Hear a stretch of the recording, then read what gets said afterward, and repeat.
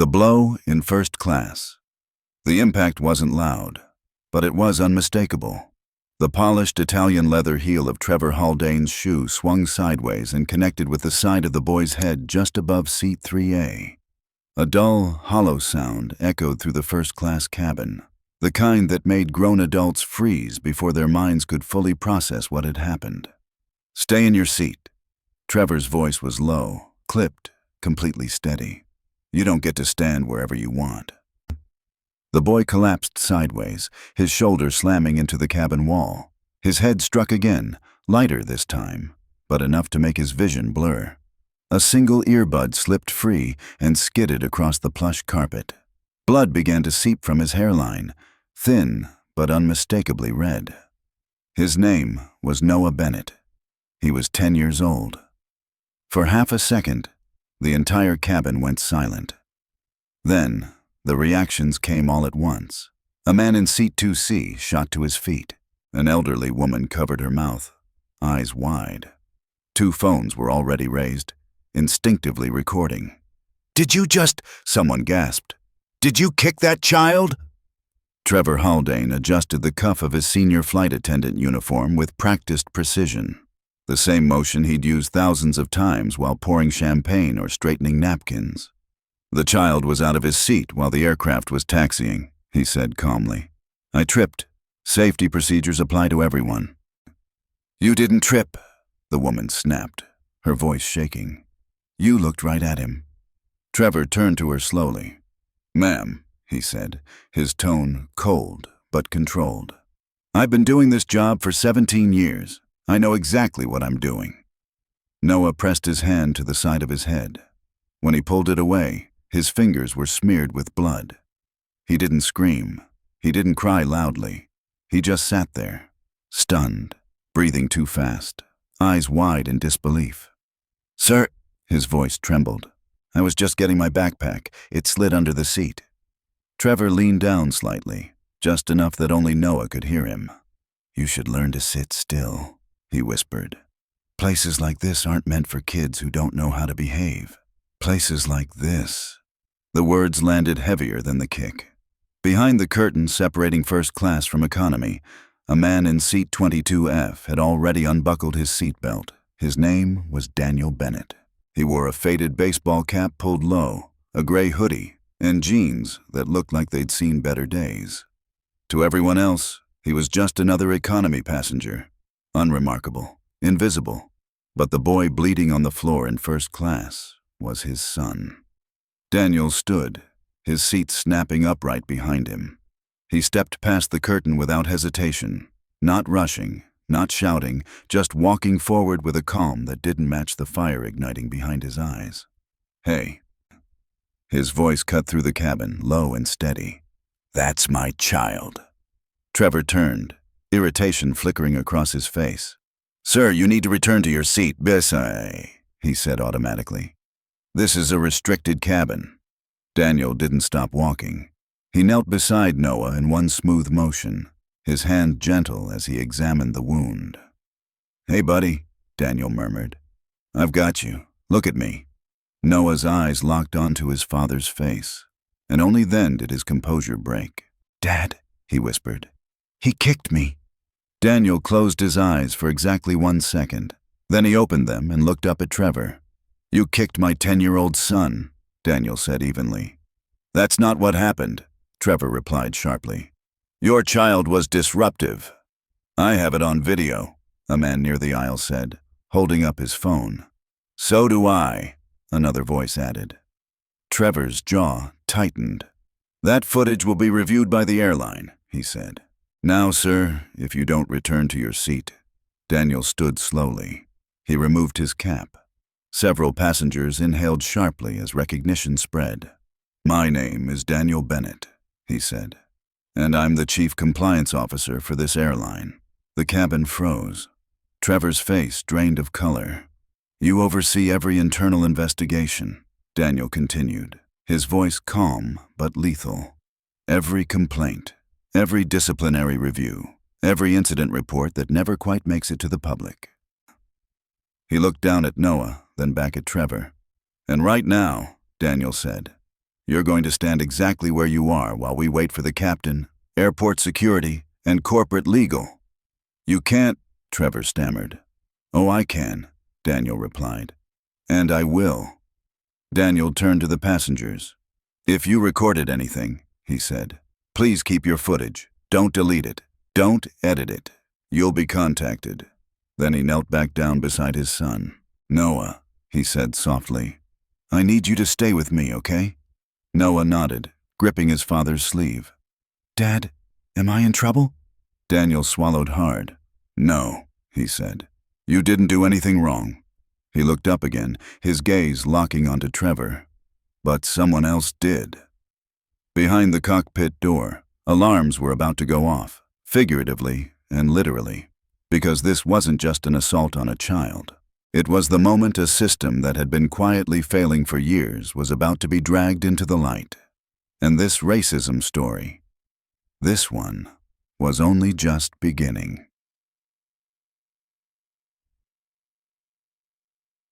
Earlier, 12 hours earlier, the house was quiet. Not the heavy kind of quiet that followed bad news, but the gentle, early morning stillness that only existed before the day decided what it was going to become. Daniel Bennett stood in the doorway of his son's bedroom, watching Noah pack. The boy moved carefully, deliberately, like someone who hated wasting time or making mistakes.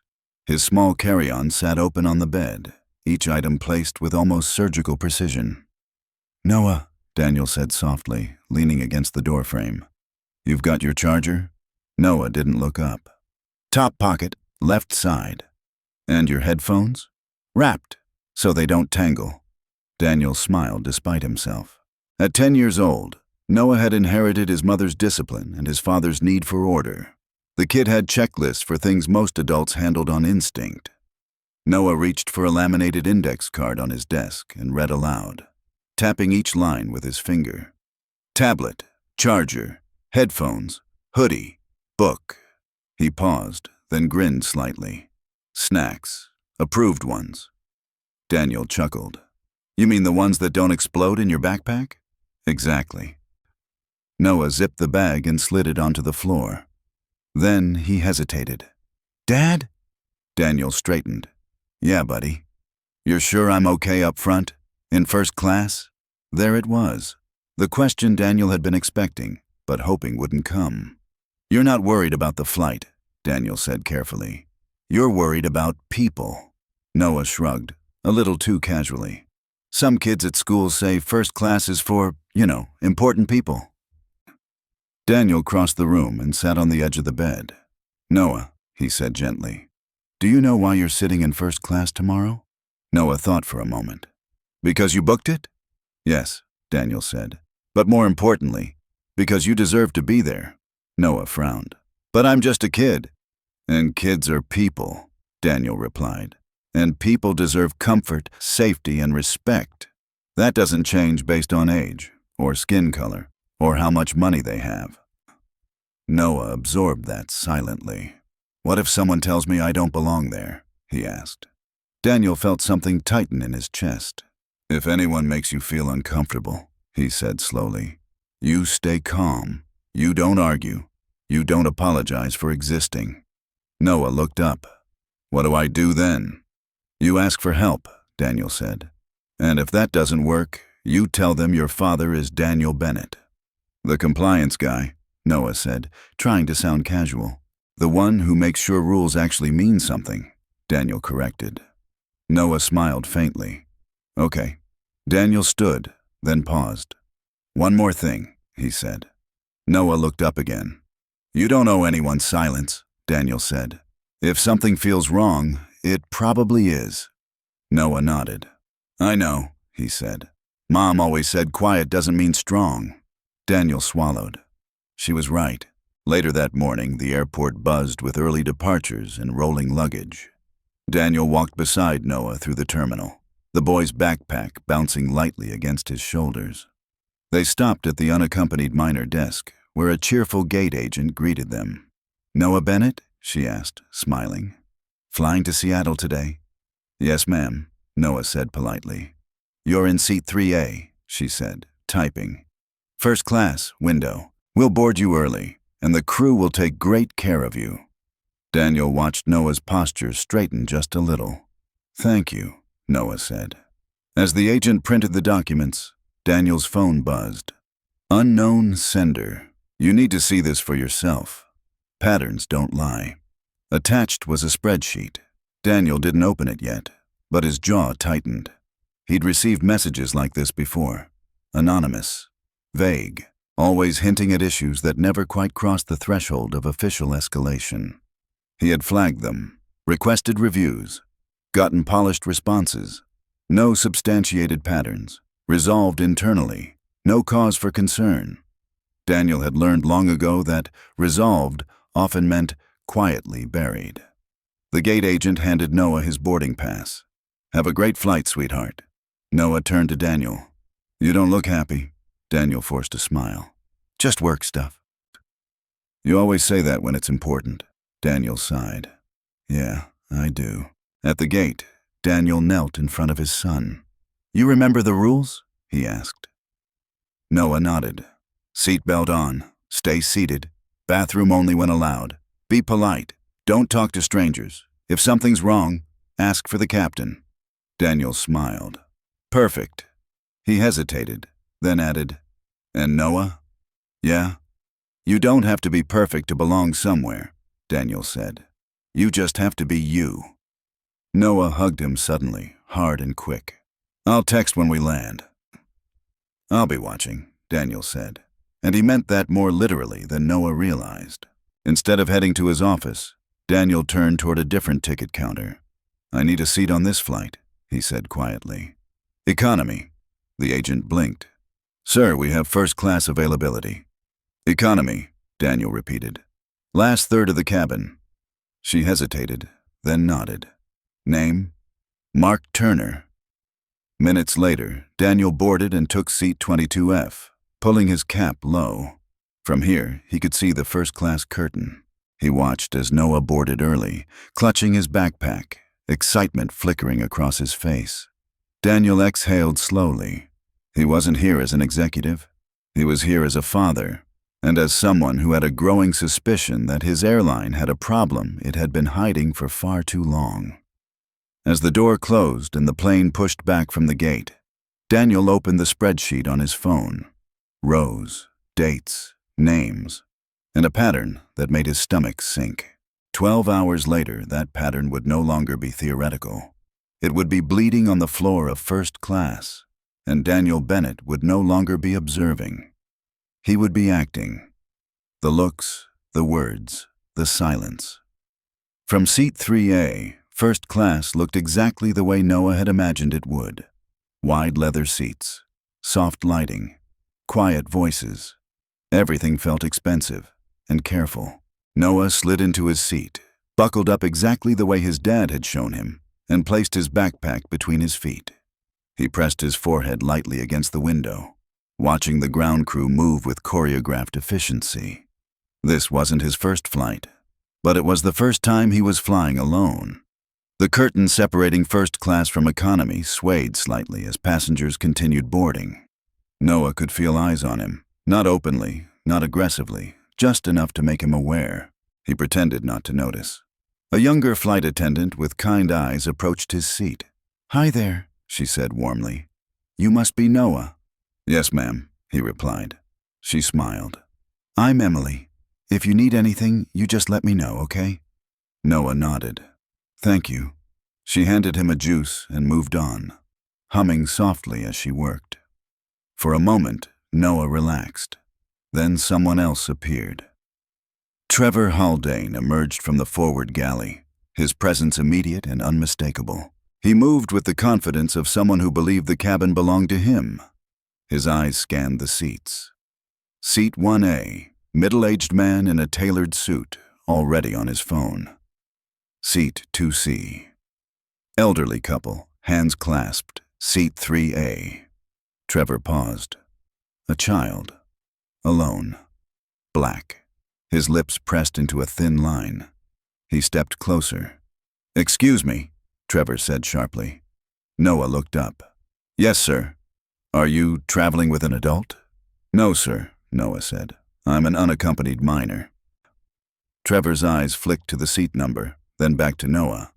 And this seat, he said slowly. Who assigned it to you? The gate agent, Noah answered. It's on my boarding pass. Trevor exhaled through his nose. First class is usually reserved, he said, for full fare passengers. Noah felt heat creep up his neck. My dad bought the ticket, he said quietly. Trevor leaned in just slightly. And what does your father do? The question wasn't curious. It was evaluative. He works for the airline, Noah said. Trevor's mouth twitched. Ah, he said. Employee perks. No, Noah said, confused. Trevor straightened. Just stay seated, he said, and try not to disturb anyone. He walked away without waiting for a response. Noah stared down at his hands. Had he done something wrong? Across the aisle, the elderly woman in 2C caught his eye and offered a small, reassuring smile. You're fine, her expression seemed to say. Noah smiled back weakly. From seat 22F, Daniel watched the exchange through the gap in the curtain. He didn't hear the words, but he recognized the posture. The way Trevor leaned in. The way Noah shrank just slightly. The way the conversation ended without resolution. Daniel's jaw tightened. He'd seen this before. Not always with words. Sometimes with tone. Sometimes with silence. The kind of thing that never made it into official complaints because it was just plausible enough to be dismissed. Misunderstanding. Personality conflict. Overly sensitive passenger. Daniel kept watching. Beverage service began. Emily returned to Noah's seat with a tray. Apple or orange juice? She asked. Orange, please. She poured carefully, smiling. Then Trevor appeared again. That's enough, he said flatly. Emily blinked. He's a minor, Trevor snapped. Half portions. Emily hesitated, then nodded and stepped aside. Trevor placed the cup on Noah's tray table with a little more force than necessary. Don't spill it, he said. These seats aren't cheap to clean. Yes, sir, Noah murmured. Trevor moved on. Noah stared at the cup. He hadn't even touched it yet. As the plane climbed, Noah pulled his tablet from his backpack and put on his headphones. He tried to focus on a game, but his attention kept drifting. Every time Trevor walked past, Noah felt his shoulders tense. At one point, his backpack slid partially under the seat in front of him. When the seatbelt sign turned off, Noah unbuckled and leaned forward to retrieve it. Seatbelt, Trevor barked suddenly. Noah froze. Seatbelt, Trevor repeated. Now. Noah quickly sat back down and buckled in. The backpack remained out of reach. The older woman across the aisle frowned. I'm handling it, Trevor said without looking at her. The woman closed her mouth, shaking her head. From economy, Daniel felt a familiar anger simmering. This wasn't about safety. It was about control. Trevor wasn't enforcing rules equally. He was choosing who to enforce them on. Daniel pulled out his phone and began taking notes. Time, seat, behavior. Patterns mattered. 20 minutes later, turbulence rattled the cabin lightly. Nothing serious, but enough to justify authority. Noah's backpack slid further forward, the strap just visible under the seat ahead. He hesitated. Then, slowly, carefully, he unbuckled and crouched, keeping one hand on his seat as he reached for the bag. At that exact moment, Trevor came down the aisle, carrying a tray of glasses. What do you think you're doing? Trevor snapped. Noah jumped. I was just getting my bag, he said quickly. Trevor's face darkened. You almost made me spill this, he said. Do you have any idea how much this costs? I'm sorry, Noah said. Of course you are, Trevor muttered. None of you ever mean anything. The words landed hard. Noah looked up, confused. None of you? The woman across the aisle started to stand. That's enough, she said firmly. He's a child. Trevor turned on her, his face flushing. Ma'am, sit down. I'm enforcing safety procedures. That's not safety, she shot back. That's bullying. Trevor's grip tightened on the tray. Passengers were watching now. Phones were out. His authority, his control, was slipping. And Trevor Haldane did not lose control gracefully. The plane shuddered again, a little stronger this time, and Trevor made a decision, one that would change everything. Watching the system breathe from seat 22F, Daniel Bennett did what he had trained himself to do for years. He watched, not with anger, yet, not with assumptions, with discipline. He watched how Trevor moved through the aisle, how he paused longer at certain seats, how his voice sharpened when he spoke to Noah, then softened, almost deferential, when he addressed other passengers. Daniel's phone vibrated in his hand. Another anonymous message. Unknown sender. He's been protected before. Don't let them tell you this is out of character. Daniel locked the screen without replying. He didn't need more warnings. He needed proof. Up front, Noah sat rigidly in seat 3A, hands folded in his lap the way his mother had taught him when he was nervous. His eyes followed the seatbelt sign as it flickered, on, then off again. The turbulence had passed. The cabin had settled. Trevor, however, had not. He stopped beside Noah's seat again, looming this time. "I told you to stay seated," Trevor said. Noah looked up, confused. "The sign is off, sir." Trevor's lips pressed into a thin smile. "I decide when it's safe," he said. "Not you." Emily, the younger attendant, hesitated at the end of the aisle. "Trevor," she said quietly. "It's fine." The captain cleared. Trevor shot her a look that silenced her instantly. "This is my cabin," he said. "I'll handle it." Daniel felt something cold settle in his stomach. This wasn't about rules anymore. It was about dominance. Noah's backpack strap was still visible under the seat ahead. He stared at it, then back at Trevor. "May I please get my bag?" he asked politely. Trevor glanced at the strap. Then he glanced at the phones now subtly angled in his direction. "Sit," Trevor said. Noah hesitated. Not defiance. Confusion. "I don't want it to get stepped on," he said. Trevor's jaw tightened. "You're not listening," he snapped. "Do you think rules don't apply to you because of where you're sitting?" "No, sir," Noah said quickly. Trevor stepped closer. "Sit down." The older woman across the aisle stood again. "That's enough," she said. "You're scaring him." Trevor turned, his face flushed. "Ma'am, if you don't sit down, I will have you removed." The woman didn't back down. "You already hurt him," she said. "We all saw how you've been treating that child." The cabin held its breath. Daniel leaned forward in his seat. This was the moment. Not yet the explosion, but the pressure right before it. Trevor's eyes flicked from the woman to the phones, then back to Noah. His authority had been questioned, publicly.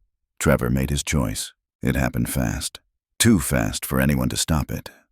Noah leaned forward, instinctively reaching for the strap. Trevor's foot moved. Not a stumble, not a misstep, a deliberate swing. The impact landed at the side of Noah's head, snapping it sideways. The sound cut through the cabin like a crack of dry wood. For a fraction of a second, time fractured. Daniel was on his feet. Emily screamed. A man shouted, "What the hell?" and Noah hit the floor. Daniel was already moving. The curtain between economy and first class barely slowed him as he stepped through. His heart pounded, not with rage yet, but with a focus so sharp it felt like clarity. He knelt beside Noah, blocking Trevor from view. "Hey," Daniel said softly. "Look at me." Noah's eyes fluttered, unfocused. "Dad?" he whispered. "I'm here," Daniel said. "Stay with me." He pressed a napkin gently against the wound, checking for responsiveness, breathing, orientation. "Can you tell me your name?" "Noah." "Good," Daniel said. "Where are we going?" "Seattle," Noah murmured. Daniel exhaled slowly. He looked up. Trevor stood frozen, color draining from his face as the reality of what he'd done crashed in. "It was an accident," Trevor said automatically. "He moved." "Stop," Daniel said. Not loudly, not angrily, just enough to cut through the noise. Daniel stood. He turned. Not just to Trevor, but to the entire cabin. "My name is Daniel Bennett," he said calmly. "I'm seated in 22F by choice." A ripple moved through the passengers. "I am also the chief compliance officer for this airline." Silence slammed down hard. Trevor's mouth opened, closed. Daniel continued. "What just happened is an assault," he said. "On a minor, with witnesses, on camera." He gestured toward the raised phones. "If you recorded anything," Daniel said, "please preserve it. Do not edit it. Do not share it yet." Trevor found his voice again. "You can't make demands," he said weakly. "You're not on duty." Daniel stepped closer. "I oversee every internal investigation," he said, "including the ones that never go anywhere." Trevor swallowed. Daniel's phone buzzed again. Another message. "Unknown sender complaint number 7. Same attendant. Child involved. Quiet settlement." Daniel didn't look away from Trevor. "Captain," Daniel called calmly toward the cockpit, "we have a medical emergency and a security incident in first class." The cockpit door cracked open almost immediately. "What happened?" the captain asked. Daniel didn't hesitate. "A senior flight attendant assaulted a passenger," he said. "A child. I recommend we gate return and request airport police." The captain looked at Noah, at the blood, at the phones. He nodded once. "Understood." Trevor's knees seemed to buckle slightly. "You're making a mistake," he said to Daniel, desperation creeping into his voice. "We can handle this internally." Daniel's eyes hardened. "That's exactly what we're not going to do." He knelt back beside Noah, lowering his voice again. "You did nothing wrong," he said softly. "Nothing." Noah's hand gripped his sleeve. "Dad," he whispered, "am I in trouble?" Daniel shook his head. "No," he said, "but someone else is." Outside the window, the ground vehicles began to move. Inside the cabin, a system that had relied on silence for years was finally being forced to speak. And this racism story, this one rooted in looks, tone, and power, had crossed a line it could never uncross. The gate return. The plane didn't need an announcement. Everyone felt it. The engines eased down, the nose shifted slightly, and the quiet, unmistakable sensation of a gate return rippled through the cabin like a held breath finally being released. People looked at one another, wide-eyed. This wasn't turbulence. This wasn't a delay. This was consequence. Daniel sat beside Noah now. The boy reclined slightly, a cold compress held gently against his head by Emily. Her hands trembled, not from fear, but from shock. "I'm so sorry," she whispered to Noah. "I should have stepped in sooner." Noah didn't respond. He was awake, alert, but quieter than before. The kind of quiet that scared adults more than crying ever could. "You did what you could," Daniel said calmly. "Thank you." Across the aisle, Trevor Haldane sat rigid in the jump seat, hands clenched, eyes fixed on nothing. The authority he'd carried minutes earlier was gone, replaced by something smaller. Airport police were already waiting when the plane docked. 2 officers boarded first, followed by a supervisor in a dark blazer with an airport badge clipped neatly at the waist. "What's the situation?" the supervisor asked. Daniel stood. "I'm Daniel Bennett," he said, "Chief Compliance Officer for this airline. The injured passenger is my son." The supervisor's eyebrows lifted slightly. "Sir," he said carefully, "we'll need to separate everyone involved." "Of course," Daniel replied. "But before that, there are witnesses and recordings." He gestured. Hands went up immediately, at least 8. The supervisor nodded. "We'll take statements." Trevor stood abruptly. "This is being blown out of proportion," he said, his voice sharp but brittle. "The child moved unexpectedly. I lost my balance." The older woman in 2C turned on him. "You kicked him," she said. "Don't insult us." A man near the aisle added, "I caught the whole thing. Slow motion." Trevor's face flushed. "This is an internal matter," he insisted. "Company policy. Company policy doesn't override criminal law," the supervisor said flatly. Trevor's mouth snapped shut. Paramedics boarded next. They examined Noah carefully. checking pupil response, asking simple questions. How many fingers am I holding up? 3. Do you feel dizzy? No. Daniel watched every movement, every expression. He needs a CT scan, one medic said quietly to the other, just to be safe. Daniel nodded immediately. We're not flying. The captain approached, voice low. I've grounded the aircraft, he said. We'll rebook the passengers. Daniel thanked him. Trevor stared. You're canceling the entire flight? He demanded. The captain looked at him coldly. You assaulted a child on my aircraft, he said.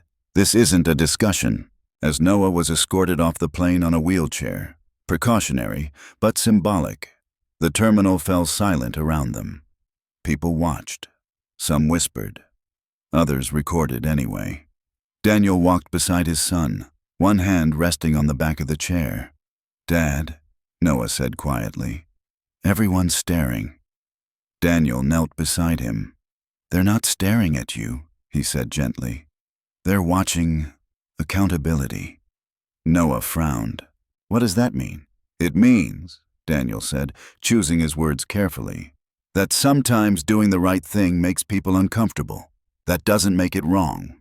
In a private medical room near the gate, Daniel's phone began to ring. Corporate legal, public relations, human resources. He declined them all. Then he answered one call. Yes, he said simply.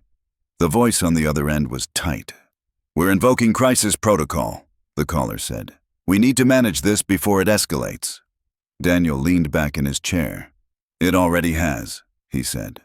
We can offer a settlement, the voice continued. Medical costs, compensation, NDA. Daniel's jaw tightened. There will be no NDA, he said. Not this time. A pause. Daniel, the voice said carefully. Think about the airline. I am, Daniel replied. That's why I won't let it lie. He ended the call. An hour later, Trevor sat in a small interview room across the terminal, flanked by airport police. His phone buzzed incessantly on the table. Union representative, supervisor, someone from legal. He ignored them all. This is a misunderstanding, he said again, voice strained. I've never had a complaint. The officer slid a folder across the table. Actually, she said, you've had 14. Trevor blinked. That's not possible. Most were marked resolved internally, she said. Several involved minors. Trevor's throat worked. These people exaggerate, he snapped. They don't understand protocol. The officer met his gaze. Neither do abusers. Trevor recoiled as if struck. Daniel sat with Noah as doctors completed scans. No concussion, the physician said finally, but we'll keep him overnight for observation. Daniel nodded, relief and anger tangling in his chest. As Noah drifted into a light sleep, Daniel stepped into the hallway. His phone buzzed again. Unknown sender. Thank you for not letting this disappear. Daniel typed back a single word. You're welcome. Then another message arrived. This one wasn't anonymous. It was a shared drive link, labeled simply, Cabin Incidents. Internal use. Daniel opened it. Rows upon rows of reports filled the screen. Patterns he could no longer ignore. This wasn't one bad employee. It was a system that had learned how to look away. Daniel closed his eyes. Then he straightened, because the gate return was only the beginning. And this racism story, one that thrived on silence, intimidation, and quiet settlements, was about to face something it had avoided for years. The light. The name on every file. By morning, the story had a headline. It didn't matter that no press release had been issued yet. It didn't matter that corporate communications was still drafting language, still arguing over verbs. The video was already out. Grainy at first, shot from 3 different phones, stitched together by strangers who had never met, but somehow shared the same instinct. Don't let this vanish. A senior flight attendant, a 10-year-old boy, a kick, blood on first-class carpet, and then the detail that turned outrage into combustion. The boy's father was the airline's chief compliance officer. Daniel Bennett woke up to his phone vibrating non-stop on the hospital nightstand. He didn't answer it. He watched Noah sleep instead. The boy lay curled slightly on his side, IV taped carefully to his arm, breathing slow and even.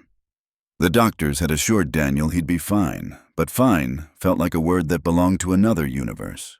Daniel stepped into the hallway and finally checked his phone. 112 missed calls. Texts stacked on top of each other like falling dominoes. "We need to talk. This is escalating.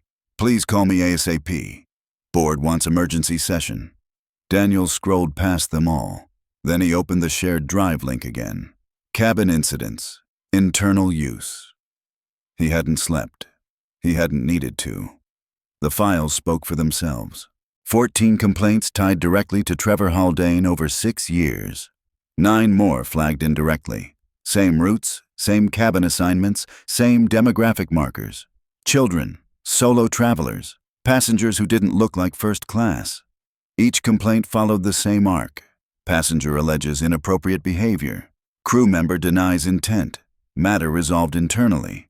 And then, quiet. Daniel's finger hovered over one name that appeared again and again under Case Reviewer. Elaine Mortimer, Director of In-Flight Operations. Daniel exhaled slowly. He recognized the name. Elaine had signed off on half of these. The emergency board meeting convened at 9:00 a.m. Daniel joined remotely from a small conference room down the hall, the hospital's neutral gray walls closing in around him. Faces filled the screen. The CEO, General Counsel, VP of Operations, Human Resources, Union Liaison. No one spoke at first. Then the CEO cleared his throat. "Daniel," he said, carefully neutral, "we all want to start by saying how sorry we are about Noah." Daniel nodded once. "Thank you." "We're focused on your family," the CEO continued, "and we want to make this right." Daniel leaned forward. "Then let's stop pretending this is isolated," he said. Silence. The CEO shifted. "We're still gathering facts." "You've had the facts for years," Daniel replied evenly. "They were just labeled resolved." Elaine Mortimer stiffened.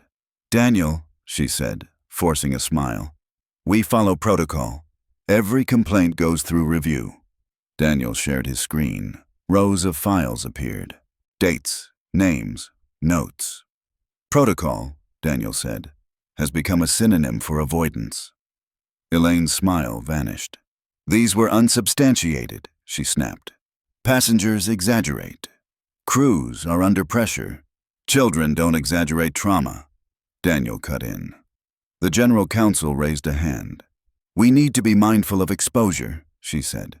"There's a criminal investigation now. We should limit—" "No," Daniel said. The room froze. "No," he repeated. "Limiting discussion is how this got here." He scrolled. "Complaint number 7, Daniel read aloud. 4 years ago, 12-year-old boy. Alleged physical intimidation. Settled with travel credits. NDA signed." Elaine swallowed. "Complaint number 9, solo black woman, first class. Alleged verbal abuse, misunderstanding." Daniel looked directly into the camera. "And complaint number 12, he said. 8-year-old girl. Gate return avoided. Crew reassigned quietly." The CEO's face had gone pale. Elaine opened her mouth. Daniel didn't let her speak. "You didn't protect the airline," he said. "You protected the behavior." Outside that room, the union was already mobilizing. By noon, a press conference had been scheduled. The union president stood before microphones, flanked by legal counsel. "We condemn violence in any form," he said carefully, "but we will ensure due process for our members." Reporters leaned in. "Are you defending the attendant?" one asked. "We're defending fairness," the president replied. "Context matters." Daniel watched the clip on mute from Noah's bedside. Context. That word had been used like a shield for years.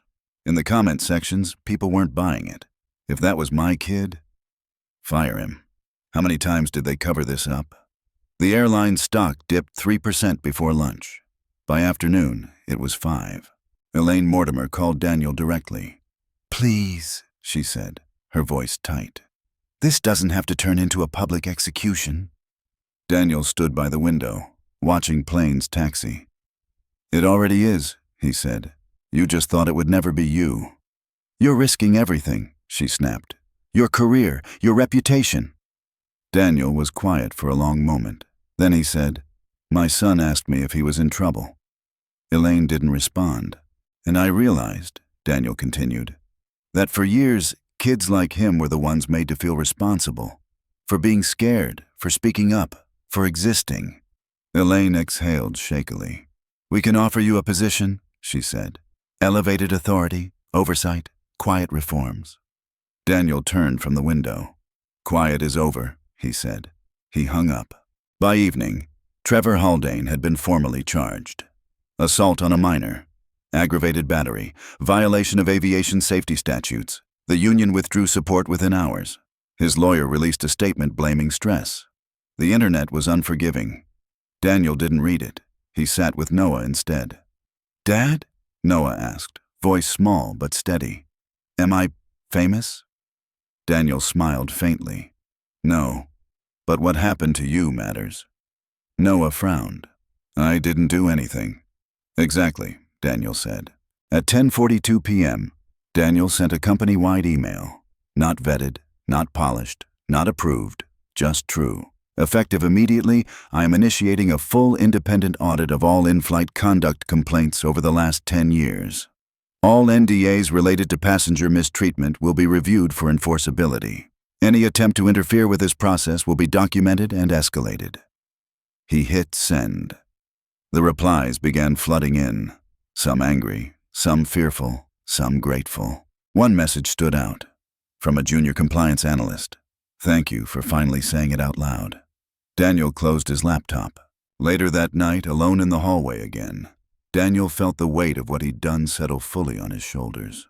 This wasn't just about Trevor. It never had been. It was about a system that had learned to breathe quietly, to expand and contract just enough to survive scrutiny, never enough to change. And now that system was gasping. Because for the first time, the person tasked with enforcing the rules had decided to enforce them all the way. This racism story, one that had lived in footnotes, settlements, and whispered warnings, was no longer something the airline could outrun. It had a face, a name, and a child who refused to disappear quietly, and Daniel Bennett wasn't finished. The pushback. The backlash didn't come all at once. It never did. It arrived in layers. Quiet at first, polite even, wrapped in concern and careful phrasing. Daniel Bennett noticed it the morning Noah was discharged. They were still in the hospital room when Daniel's phone buzzed with an unfamiliar number. He let it ring. It buzzed again, then again. Finally, he stepped into the hallway and answered. Daniel Bennett, he said. Daniel, a voice replied smoothly. This is Thomas Reeve. I represent several senior stakeholders with an interest in how this situation resolves. Daniel leaned against the wall. I'm listening, he said. We admire your integrity, Reeve continued. Truly, but situations like this have a way of spiraling if they aren't handled with restraint. Restraint, Daniel repeated. Yes, Reeve said. Public audits, broad emails. They create panic. Daniel glanced through the glass at Noah, sitting up in bed, coloring quietly with a set of markers the nurse had brought him. What's your proposal? Daniel asked. A pause. A leave of absence, Reeve said. Paid, generous. Time to focus on your family. Let independent consultants finish the review.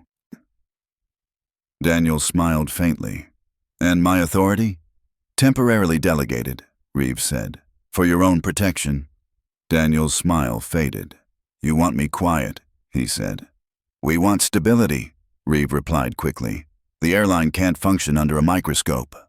Daniel ended the call without another word. The next wave came online. An anonymous account posted screenshots, old emails taken out of context, clipped meeting notes, incomplete audit drafts. The caption read, Chief Compliance Officer knew about misconduct for years, only acted when it was personal. The accusation spread fast. Commentators dissected Daniel's career. If he was so ethical, why didn't he stop it sooner? Conflict of interest, performative outrage. Daniel read every word. Not because he doubted himself, but because he needed to understand the shape of the attack. Systems didn't fight fair. They fought quietly. By midday, his inbox was full. Some messages were angry. "You're destroying livelihoods. Trevor made a mistake. This is cancel culture." Others were worse. Thinly veiled threats. "Think about your son. This won't end the way you think." Daniel forwarded every one of them to legal insecurity. He didn't respond. Quiet power didn't argue. It documented. That afternoon, the board chair requested a private meeting. Daniel agreed. The room was small, neutral, designed to feel safe. "Daniel," the chair began, folding her hands, "we need to discuss optics." Daniel sat back. "Optics," he said. "You're becoming the story," she continued, "not the incident." "That's intentional," Daniel replied. "The system failed. Systems don't fix themselves quietly." She sighed. "You're forcing us into a corner." "No," Daniel said calmly. "I'm removing the exits you used to slip through." She stared at him. "You understand what this could cost," she said. "Investors, partnerships, your own career." Daniel thought of Noah's voice. "Am I in trouble?" "I understand exactly what it costs not to do this," he said. The union struck next. Not openly, strategically. They released a memo questioning the scope of Daniel's audit, citing overreach and lack of collaborative process. Translation: slow this down. At the same time, several flight attendants publicly defended Trevor. "We work under impossible conditions," one said on television. "People don't see the abuse we take." Daniel watched the interview silently. He didn't disagree with the premise, but trauma didn't excuse harm, and harm didn't disappear just because it made people uncomfortable. That night, Daniel received a message that wasn't hostile. It was careful, private, from Elaine Mortimer. "You're being set up," it read. "They're trying to isolate you." Daniel typed back, "I know." Another message appeared. "There's a vote coming. Emergency authority review. If it passes, they can suspend your audit." Daniel closed his eyes. "When?" 48 hours. Daniel looked at the clock. Time was tightening. The next morning, Daniel went to the office for the first time since the incident. Not the executive floor, the compliance bullpen, the place where junior analysts worked. Heads turned as he walked in, some nervous, some relieved, some afraid. Daniel stopped near a young woman who stared down at her keyboard. "Hi," he said gently. "What's your name?" She looked up, startled. "Maya. Have you been asked to alter or delay any files related to the audit?" Daniel asked. Her fingers tightened. "Yes," she said quietly. "By whom?" She swallowed. "My supervisor." Daniel nodded. "Thank you for telling me," he said. "You won't be punished for honesty." She looked like she might cry. Daniel walked on. By noon, 3 more analysts had come forward. Then 5, then 12. Stories spilled out, files quietly reassigned, complaints downgraded, language softened, patterns broken on paper, not erased, just blurred. Daniel recorded everything. He didn't raise his voice once. The final move came that evening. A formal letter from the board. Notice of temporary authority suspension pending review. Effective immediately. Daniel read it slowly. Then he smiled. Because the letter came too late. At 6:47 p.m., Daniel released the audit's preliminary findings to an independent oversight body. At 6:48, he forwarded the same packet to the Department of Transportation. At 6:49, he sent a copy to the State Attorney General. At 6:50, he emailed the board. "Authority does not come from a title," he wrote. "It comes from doing the job when it's hardest." That night, Daniel sat at Noah's bedside. "Dad," Noah asked, looking up from his book, "are people mad at you?" Daniel smiled softly. "Yes," he said.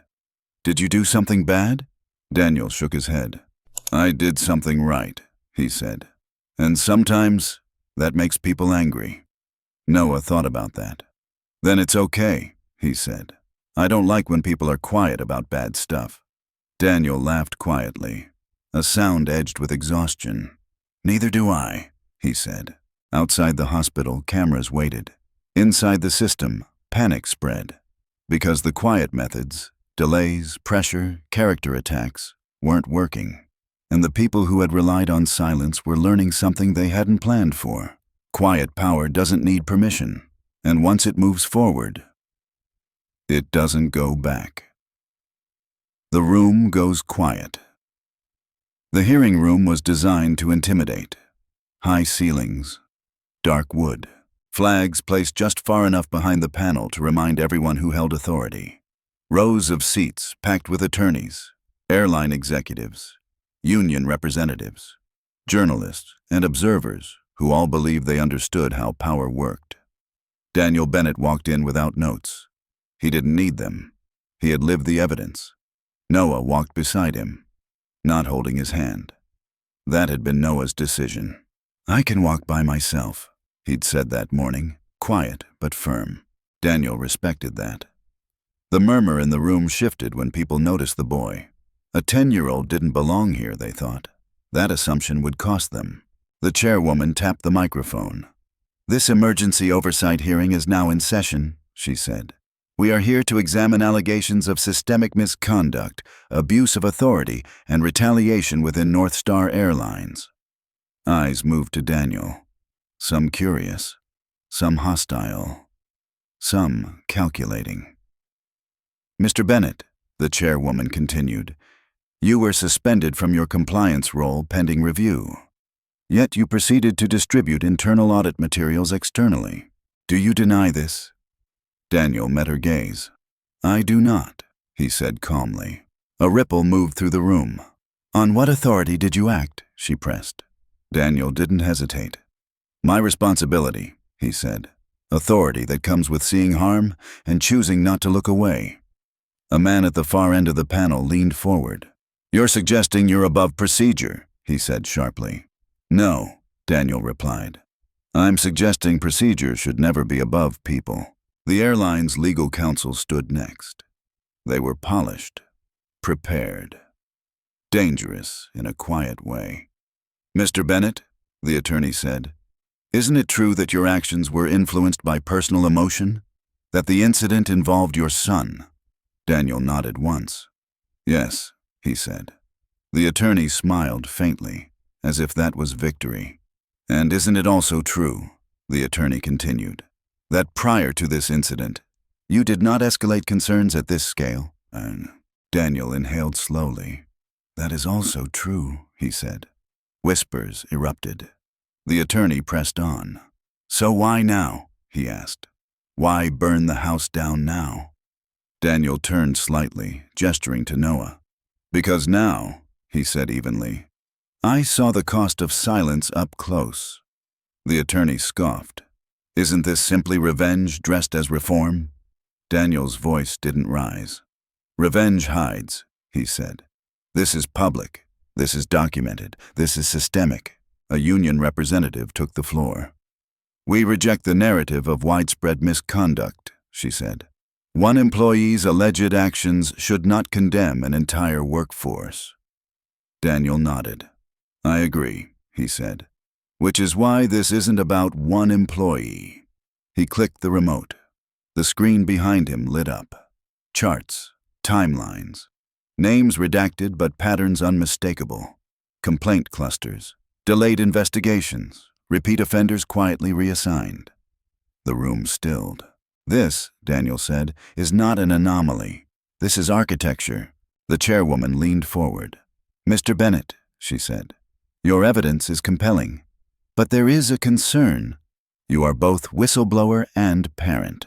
That complicates credibility. Daniel looked down at Noah, then back at the panel. Then let him speak, Daniel said. The room froze. The chairwoman blinked. Your son? Yes, Daniel said. Because what happened didn't start with paperwork. It started with a child. The attorney was already on his feet. Objection. The chairwoman raised a hand. "Sit down," she said. She looked at Noah. "Do you want to speak?" she asked gently. Noah nodded. "Yes, ma'am," he said. Daniel felt his chest tighten. Noah stepped forward. He needed no microphone. The room leaned in. "My name is Noah Bennett," he began. "I'm 10 years old." A few people smiled politely. They would stop smiling soon. "I was sitting in first class because my dad bought the ticket," Noah continued. "I was excited. I like airplanes. I like watching the clouds." He paused. "I dropped my backpack," he said, "so I stood up to get it." The room was silent now. "The flight attendant told me to sit down," Noah said. "I tried, but my bag was stuck. Then he kicked me." A sharp inhale echoed somewhere in the back.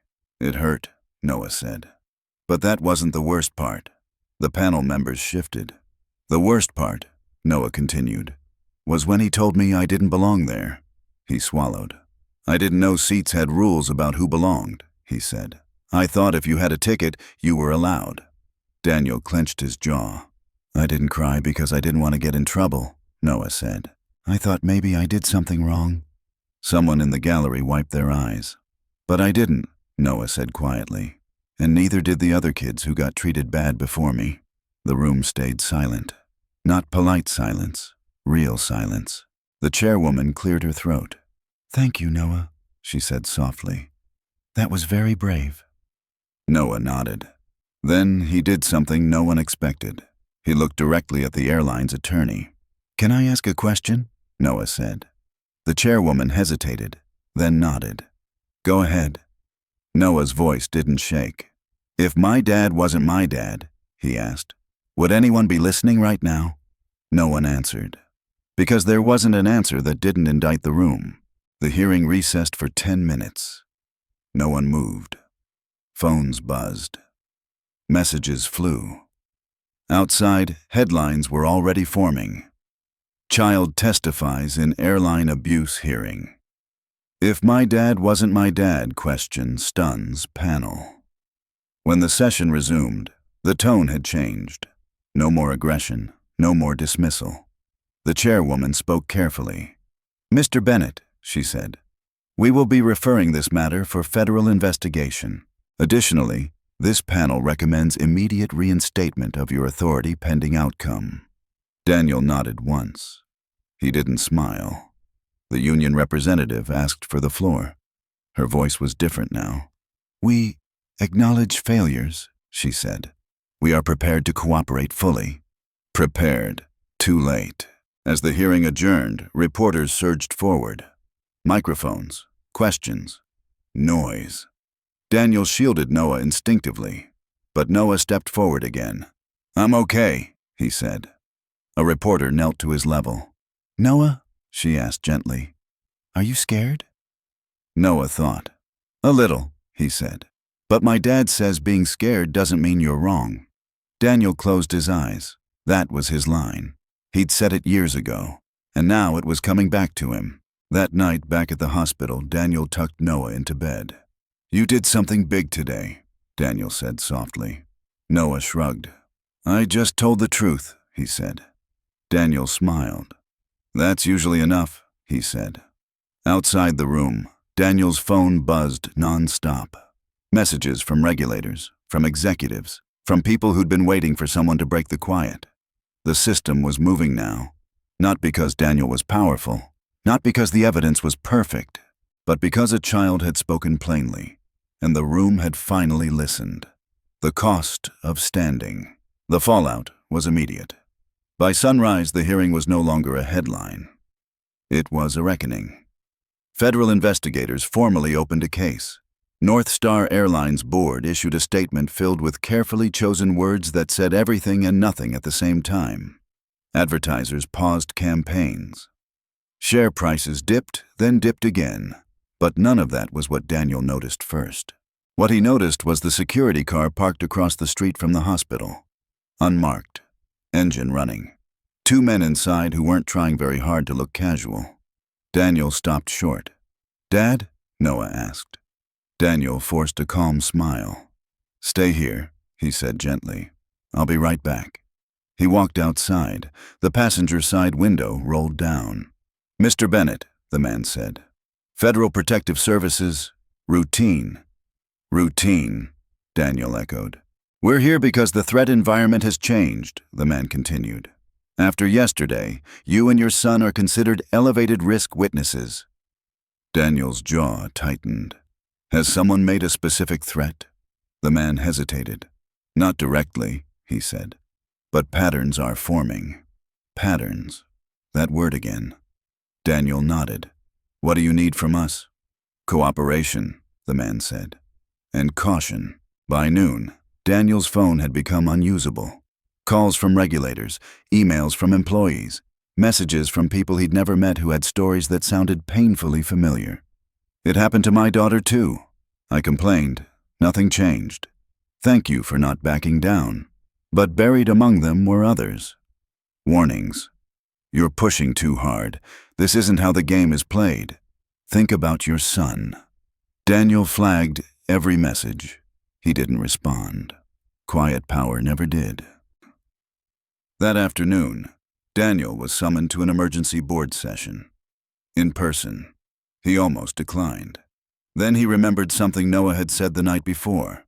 "If you don't go, they'll think you're scared." Daniel went. The room was tense before he even sat down. "This has gone too far," one board member said immediately. "You blindsided us." "No," Daniel replied calmly. "I told the truth." "You jeopardized the company," another snapped. "For a personal crusade." Daniel looked at them. "This company jeopardized itself," he said. "Long before my son ever boarded that plane." The chairwoman raised her hand. "We need to discuss options," she said, "including succession." There it was. The word no one said unless they meant it. Daniel leaned back. "You're asking me to resign," he said. "We're asking you to consider the broader picture," she replied. "Stability, survival." Daniel thought of Noah sitting in a hospital bed, explaining fairness to adults twice his age.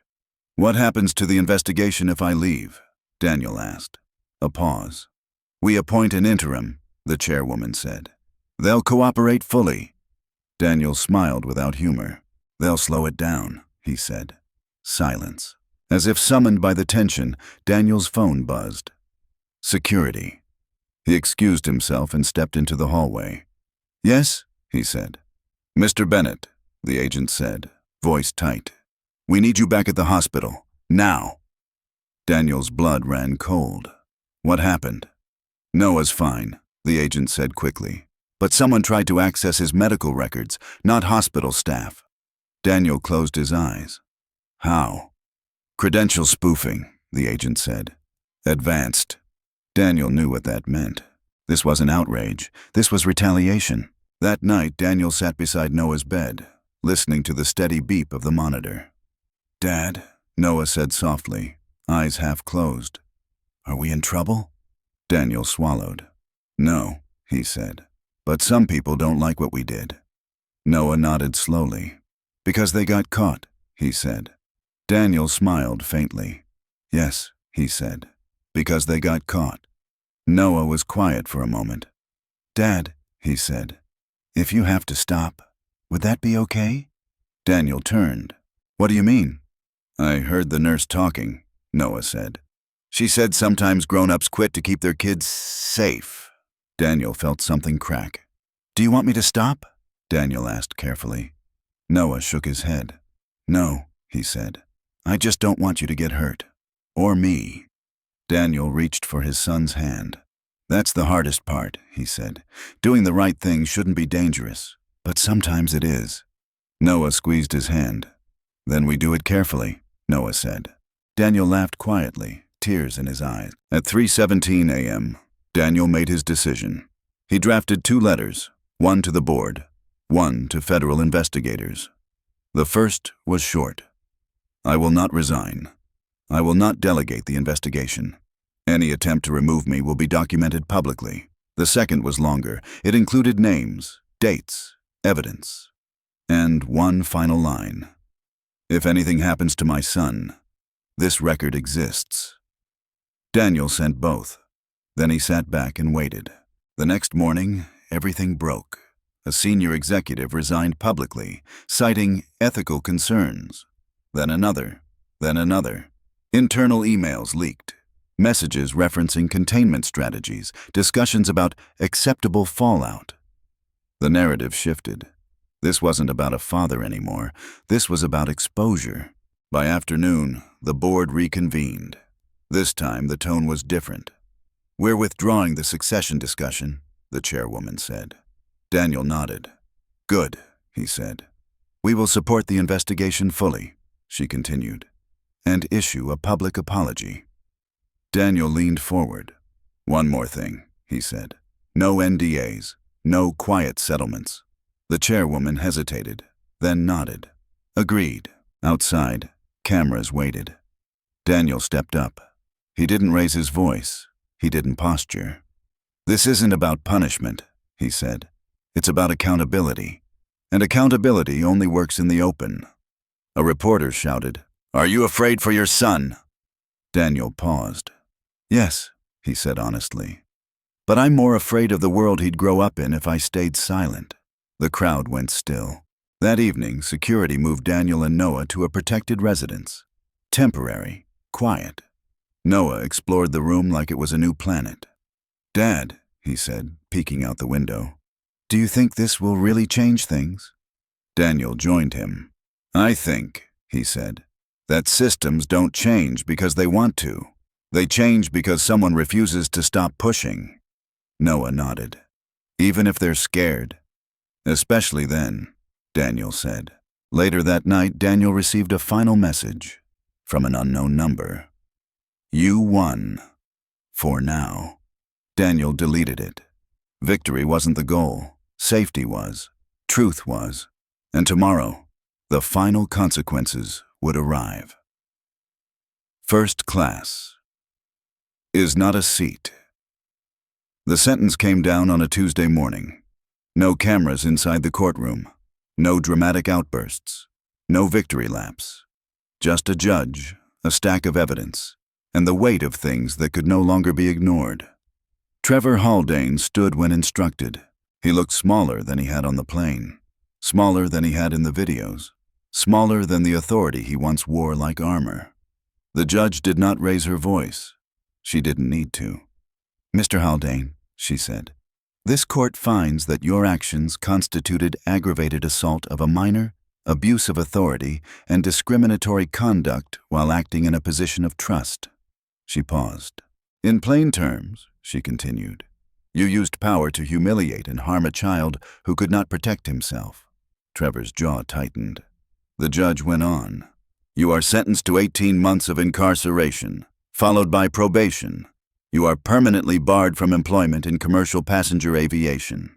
Additionally, you will be required to complete court-mandated restorative education and participate in public accountability forums." She looked directly at him. "This sentence is not about vengeance," she said. "It is about ensuring you never harm someone this way again." The gavel fell. That was it. No cheers, no applause, just finality. Daniel watched from the back of the courtroom. Noah sat beside him, not holding his hand, still choosing to stand on his own. "Is it over?" Noah whispered. Daniel shook his head gently. "It's finished," he said. "But it's not over." Noah thought about that, then nodded. Outside, reporters gathered as expected. Daniel made a brief statement. "This ruling doesn't erase what happened," he said, "but it draws a line, and lines matter." A reporter asked the question everyone had been waiting to hear. "Do you feel vindicated?" Daniel answered without hesitation. "No," he said. "I feel responsible." That answer ended the press conference. North Star Airlines changed faster than anyone predicted.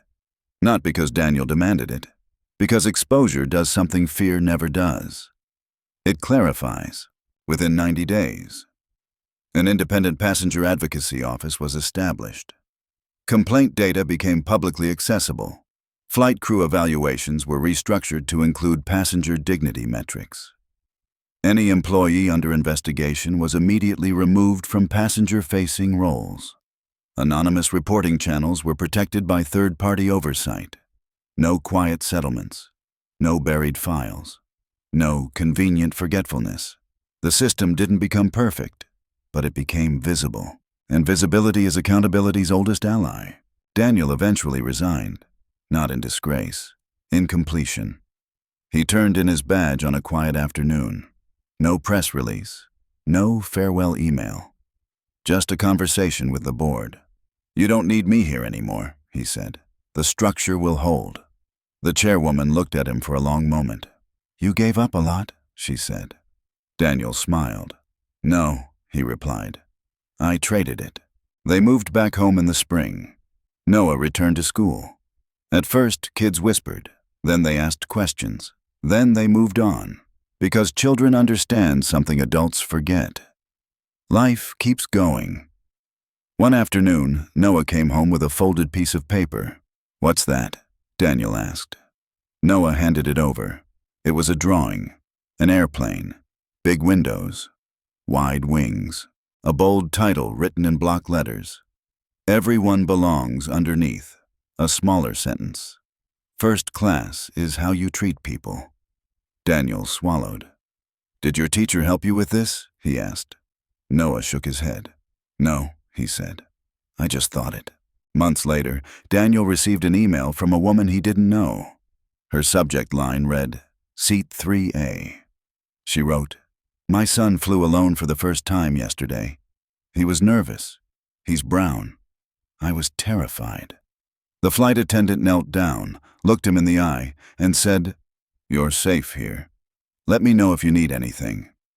I don't know if that happened because of you, but it didn't happen before." Daniel closed the laptop. He didn't reply. He didn't need to. On the 1-year anniversary of the incident, Daniel and Noah flew again. Same airline, different crew, same cabin. First class. Noah hesitated at the doorway. Daniel waited. A flight attendant noticed. She smiled. Not the rehearsed kind, but the real one. "Welcome aboard," she said. "Take your time." Noah looked up at her. "Thanks," he said. He walked in, sat down, bucked his seatbelt, and looked out the window. The plane took off smoothly. No one stared. No one questioned. No one told him where he did or didn't belong. Later, somewhere above the clouds, Noah leaned toward his father. "Dad?" he asked. "Yes? Do you think the world is fair now?" Daniel smiled gently. "No," he said, "but I think it listens better than it used to." Noah considered that. "Then that's okay," he said. "Fair doesn't have to be perfect, just honest." Daniel laughed softly. He'd learned that lesson late. Noah had learned it early. As the plane leveled out, Noah opened his backpack. Inside was the same pair of headphones, the same book, and a new notebook. On the first page, written carefully, were 4 words. "Quiet doesn't mean weak." Daniel looked at them and felt something settle. Not pride, not relief. Something deeper. Peace. Because the truth was simple. The world didn't change because a CEO fought back, or because a system collapsed, or because a courtroom delivered justice. It changed because a child refused to believe he deserved less, and because one adult chose not to explain that belief away. At 35,000 feet, first class was never about the seat. It was about dignity, and once that was made visible, it couldn't be taken back.